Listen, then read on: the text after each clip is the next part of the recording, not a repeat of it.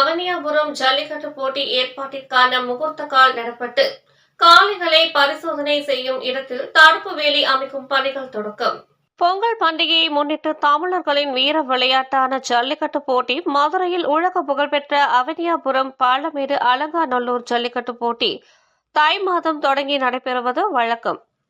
இந்த ஜல்லிக்கட்டு போட்டியானது தைப்பொங்கல் அன்று ஜனவரி 15ஆம் தேதி அவனியாபுரத்திலும், 16ஆம் தேதி பாலமேட்டிலும், 17ஆம் தேதி அலங்காநல்லூரிலும் ஜல்லிக்கட்டு போட்டிக்கானது அடுத்தடுத்து நடைபெறும் என மாவட்ட நிர்வாகம் அறிவித்துள்ளது.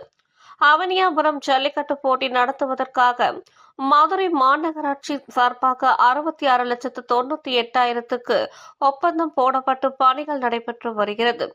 அவனியாபுரம் ஜல்லிக்கட்டு போட்டி நடத்துவதற்கான ஏற்பாடு பணிகளுக்கான இன்று காலையில் முகூர்த்த கால் நடப்பட்டது. இந்த நிலையில் அவனியாபுரம் ஜல்லிக்கட்டு போட்டி நடத்துவதற்காக கால்நடை பரிசோதனை மையத்தில் தடுப்பு வேலி அமைக்கும் பணியானது தொடங்கியுள்ளது.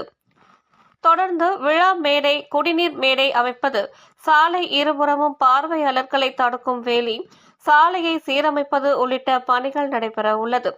அவனியாபுரம் ஜல்லிக்கட்டு போட்டி நடத்துவதற்கு இன்னும் சில நாட்களே உள்ள நிலையில் விறுவிறுப்பாக நடைபெற்று வருகிறது.